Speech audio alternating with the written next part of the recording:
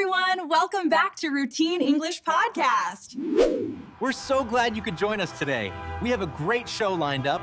Welcome back to Routine English Podcast, where we peel back the shiny veneer of modern travel.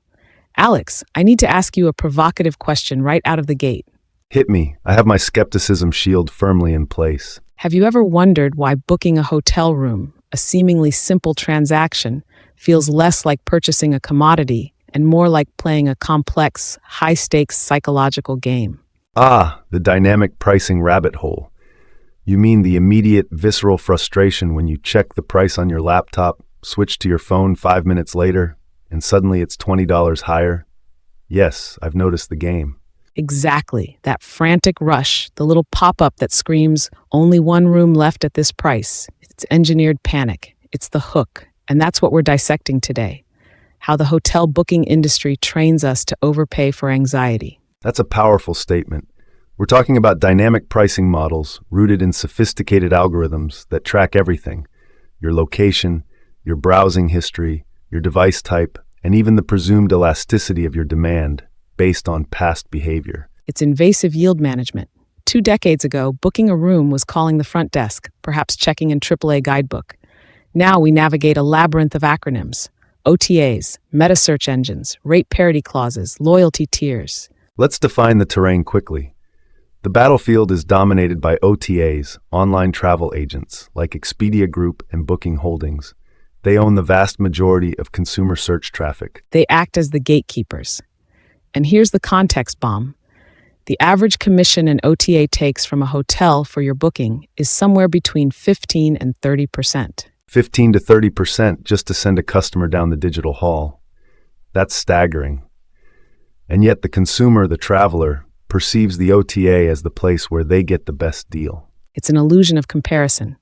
They aggregate the prices, yes, but often those prices are identical due to restrictive contract clauses called rate parity.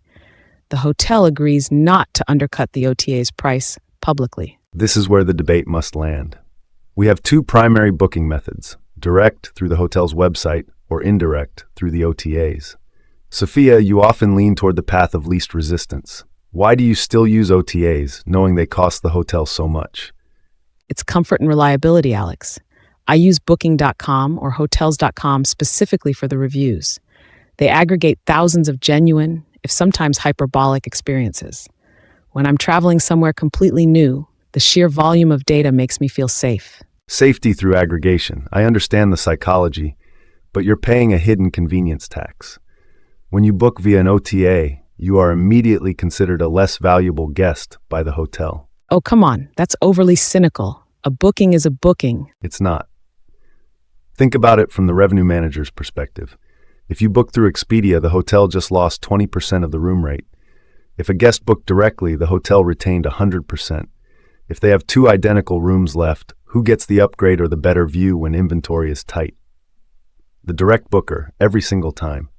That's depressing, but logical. So you're saying using an OTA isn't just about the price, it dictates the quality of my experience once I check in? Absolutely. Furthermore, if there is a problem, say the air conditioning breaks or your reservation disappears, who is responsible? The OTA or the hotel? The OTA, usually, because they process the payment. Wrong. That's the classic traveler error. The hotel owns the inventory and the physical space, but the OTA owns the customer relationship and often the payment until closer to check-in.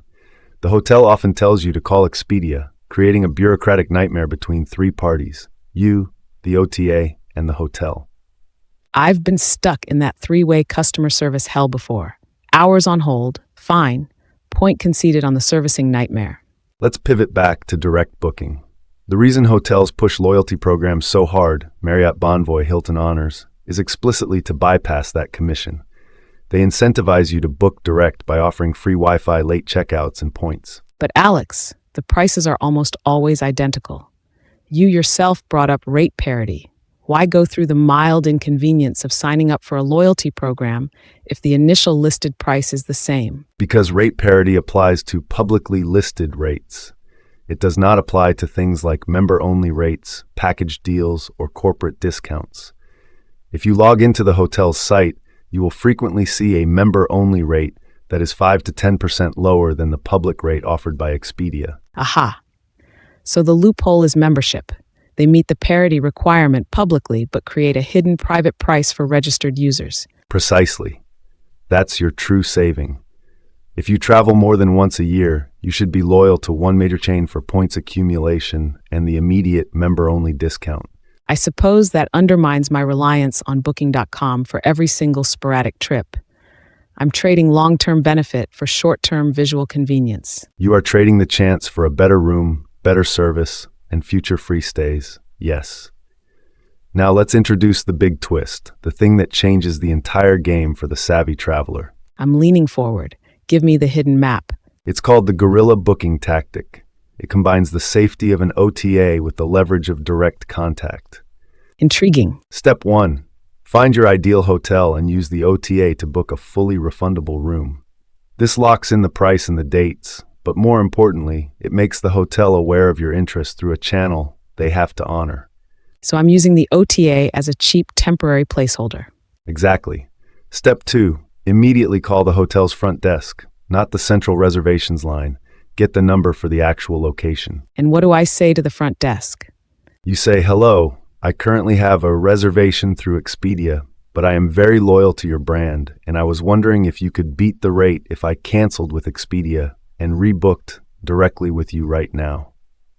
They can't publicly undercut the OTA due to parity. But they can negotiate privately over the phone to steal that reservation back from the OTA. If the OTA is charging them 25% commission, the hotel has a 20% margin to play with to convince you to cancel the OTA booking and book direct. They would rather give me a 10% discount than lose 25% to Expedia. Precisely. You get the discount, the hotel gets the revenue, and you are now officially a direct booker, which means you're first in line for an upgrade. That is absolutely brilliant. It weaponizes the hotel's desire to circumvent the OTA fees. And here's a secondary micro tactic. If you can't negotiate the price down, still call the front desk and say, "I just booked with Expedia, and I have a significant preference for a room away from the ice machine on a high floor. Could you make a note of that?" You establish yourself as a human being who cares, rather than just a confirmation number. You establish communication. Most upgrades are given out the day of check-in, not weeks before. That personal connection makes you memorable and more likely to get the available perks. So the perfect booking strategy isn't clicking the cheapest link, it's utilizing the weaknesses in the commission structure. It is intelligent shopping. Final quick tip on timing. Booking months in advance is often financially less advantageous than booking either very early for high-demand spots or very late, within 48 hours of check-in, when revenue managers are panicking about unsold inventory. The last-minute fire sale. That takes nerves of steel if you're traveling during peak season. It does, but if you're flexible, the savings are astronomical. Just use a last-minute app like Hotel Tonight, which is specifically designed to clear perishable inventory. This whole conversation shifts the mindset from how do I find the lowest price to how do I maximize the value of the transaction for both me and the hotel. Exactly. The price tag is just the entry point. The real value is in the relationship, the upgrade, and the assurance that if things go sideways, the hotel staff knows who you are and wants to help you directly. I feel like I've just been handed a master key to the global hotel industry. I'm canceling my current Expedia booking immediately. Good. Remember, the OTAs are a useful tool for research, but they should rarely be the final step in the booking process. So whether you're chasing points or just a better view, remember that a little strategic calling can beat any algorithm. Always talk to a human. They're the ones managing the inventory. Thanks for tuning in to Routine English Podcast. Safe travels and book smart. Goodbye, everyone. Thanks for tuning in. See you next time on the Routine English Podcast.